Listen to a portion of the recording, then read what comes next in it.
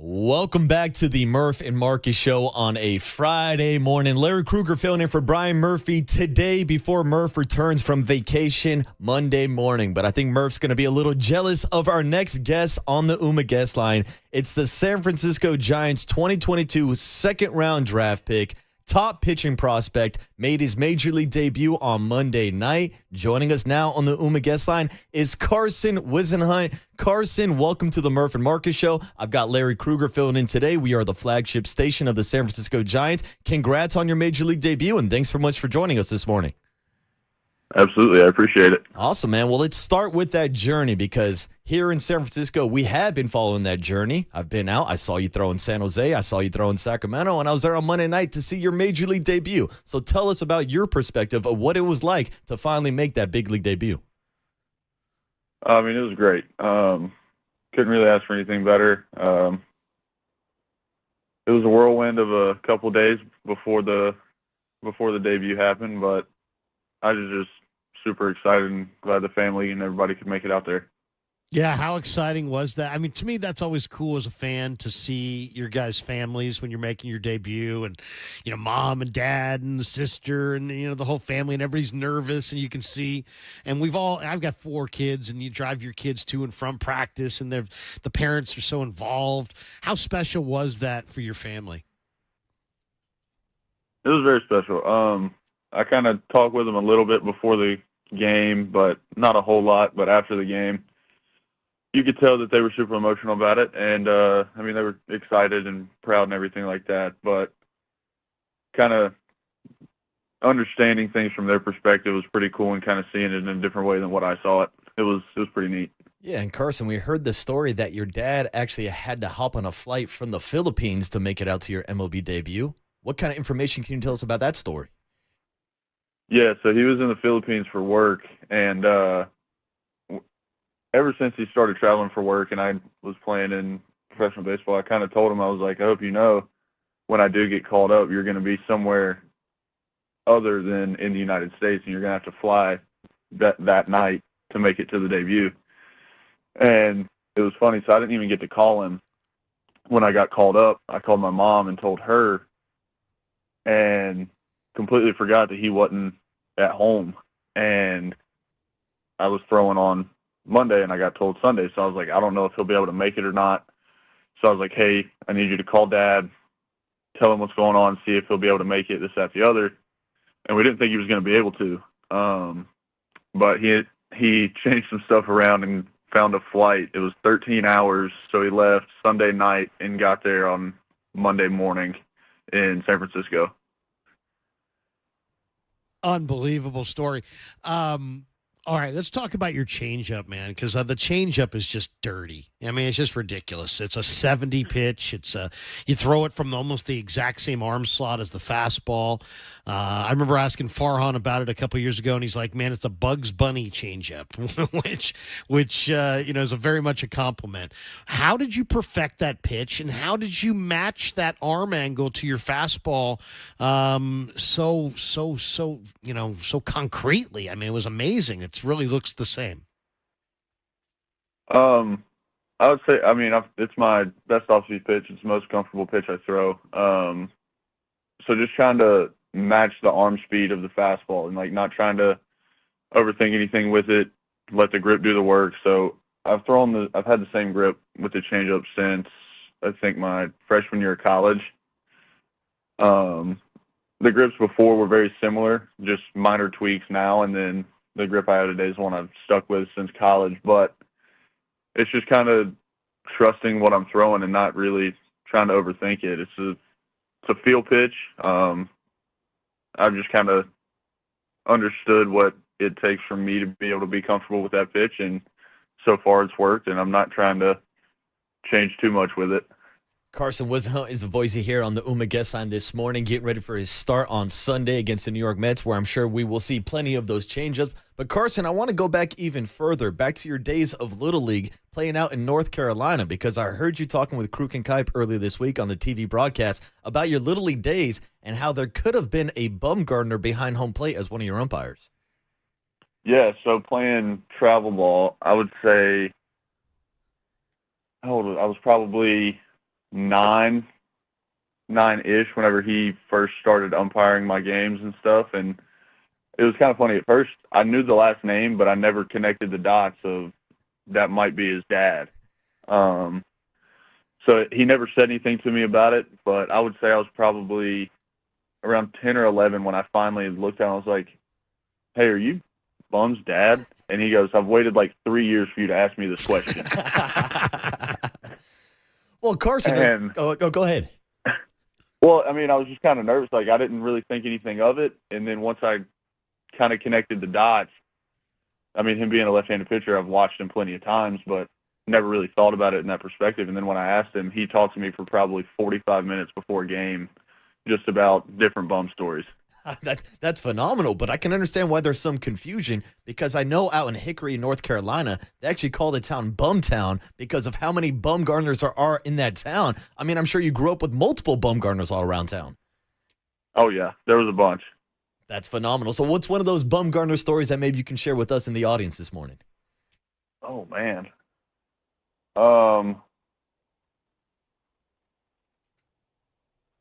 If not, I don't want to get you in trouble here, Carson. Yeah, I'm trying to think of ones that would be kind of okay to say. Well, let's just ask this. Did his dad have a good strike sound for you behind the plate? Oh, yeah, he did. He was great. It was unbelievable. But Carson, tell us a little bit about yourself. Giants fans always want to know about all the players on the team, but of course, some of the top prospects, and especially when you guys reach the big leagues, fans want to know about you. So, tell us a little bit about yourself. When you're not playing baseball, when you're not thinking about pitching, you know, what are you into? What do you have hobbies? Do you have interests outside of ball? I would say kind of like during season days, I'm not pitching, things like that. I try to kind of relax and just lay low. Like yesterday, we had a off day, so I kind of went out and explored the city here in New York, went with a couple of the guys, went shopping, looked around. So just little stuff like that. But during the off season, I would say I'm more into like fishing, just being outside, things like that. So like going up, we have a lake house in North Carolina, so I go up there a lot as well. And you don't have cell phone service up there, so it's pretty secluded. So you just get to relax and not worry about a whole lot. Now, Carson, do we need to worry about maybe you putting on a fake mustache and a fake costume and going to a rodeo like Madison Bumgarner used to do back in the day? No, I don't think we'll have to worry about that one. But like, how big of a part of that is like the culture for you growing out, and then obviously the culture change coming out to the West Coast and being now in San Francisco after experiencing San Jose and Sacramento and the entire West Coast? Yeah, I mean, the first time I went out to California compared to like, it was very different. I like visiting different places and kind of seeing different cities and perspectives of things. And I mean, it's been a great time.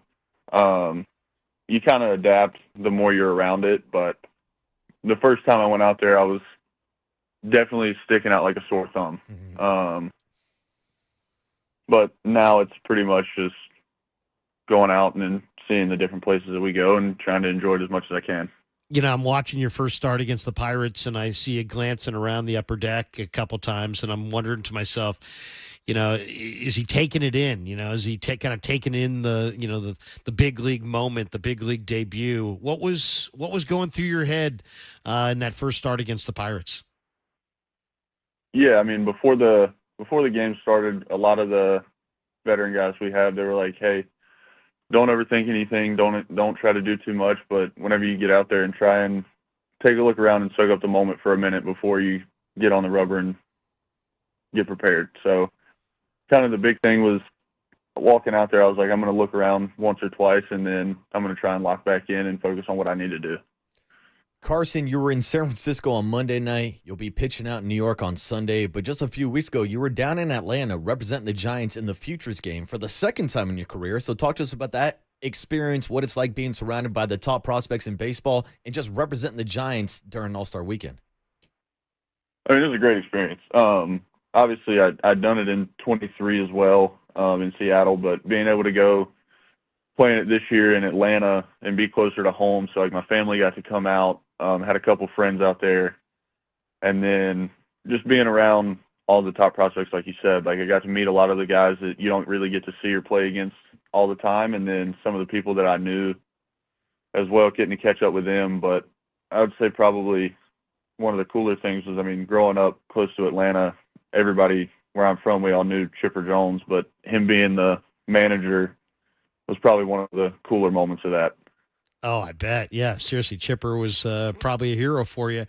How about tonight? Robbie Ray. Will you study a guy like Ray and how the hitters, take their at bats against him, or do you guys have enough differences in your arsenal that he's not a guy that you would want to study?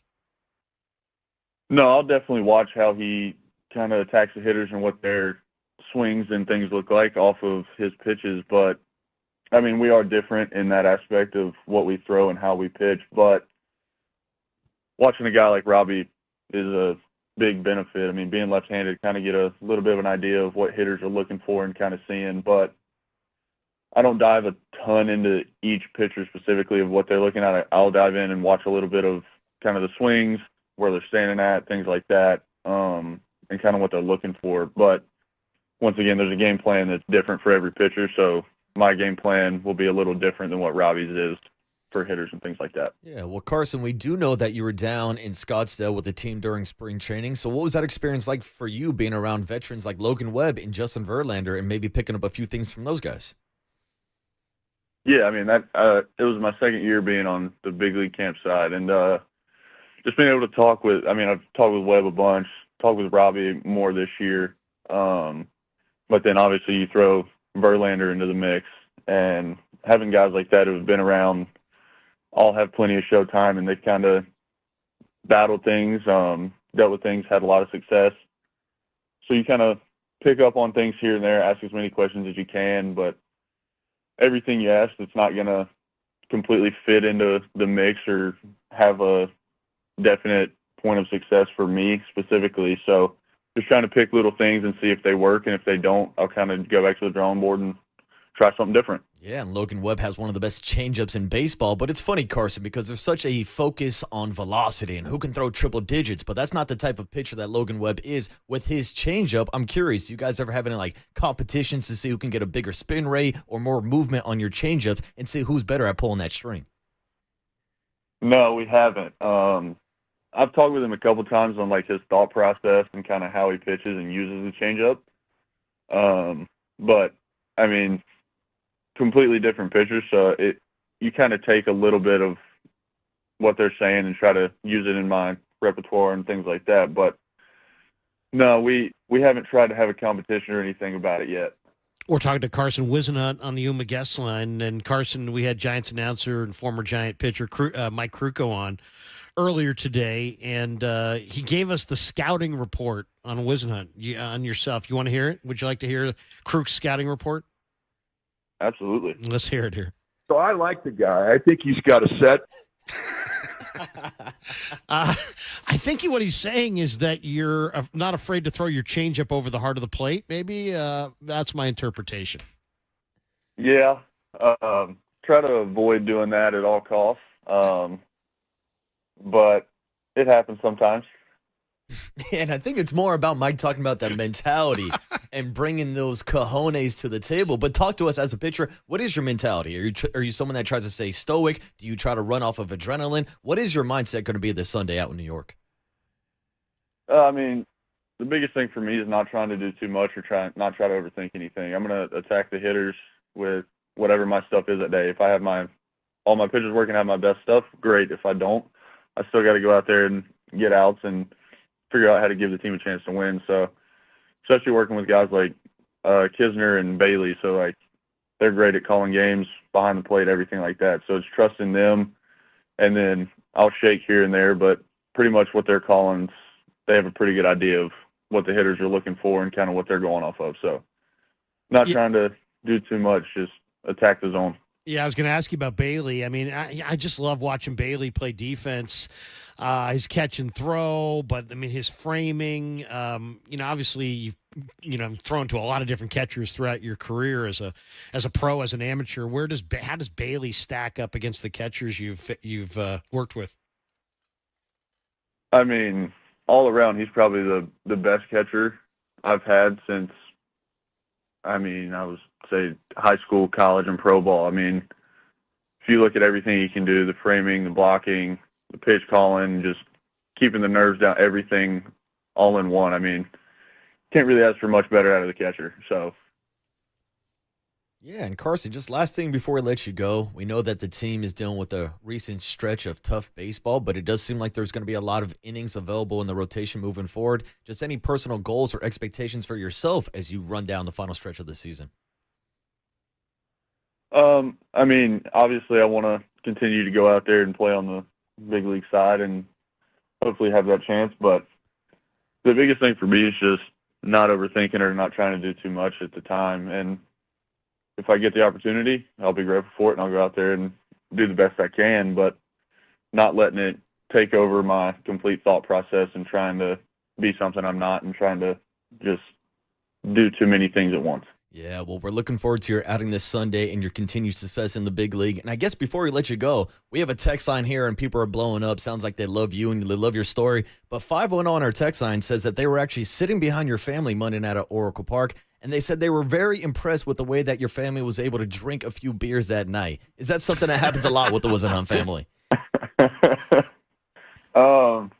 Not a ton, but on special occasions, they can definitely have a good time. Yeah. There you go. That's good to hear. It was a celebration. Congrats again on making your Major League debut, and we look forward to talking to you again here on the Murph and Marcus Show. Thanks so much, Carson.